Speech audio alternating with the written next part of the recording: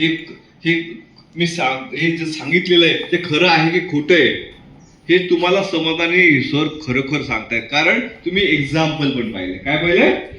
काय होतं एक्झाम्पल आपलं, की आपला हॉलचे हाल झालेले होते. आपण 10 मिनिटं सगळ्यांनी मी नाही सगळ्यांनी विचार केला की आपण काय काय करू शकतो, आणि आपला हॉल परत पूर्ववत झाला. गुलाबाची फुलं आली, सुंदर अशी पंखे आली, जी ऑलरेडी पडलेले होते. माझ्याकडे पंखे साईडला कोपऱ्यामध्ये असे साईडला पडलेले पंखे लागले गेले, फुलं लागले गेले, आणि हॉल आता बसायला मजा येते, बघायला मजा येते.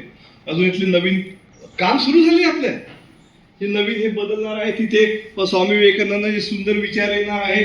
ती जाळी सुद्धा परफेक्ट होणार आहे. जीव आपली क्लीन झाली आहे. नको असणाऱ्या खुर्च्या लपून बसल्या.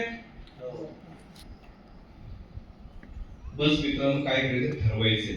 काय ठरवायचंय तर मला चांगला माणूस व्हायचा आहे.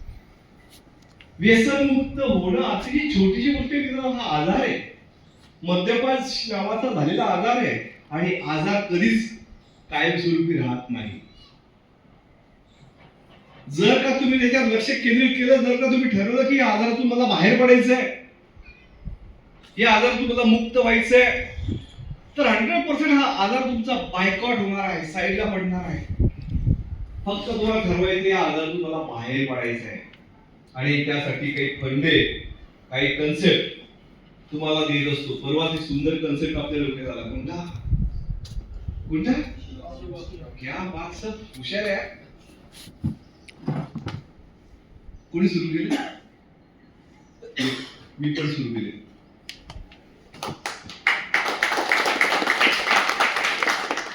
शिवांबूची किस्सा. कन्सेप्ट, नवीन गोष्ट लक्षात आलेली आहे की त्यावर आपण काम केलं पाहिजे. महामानव डॉक्टर बाबासाहेब आंबेडकर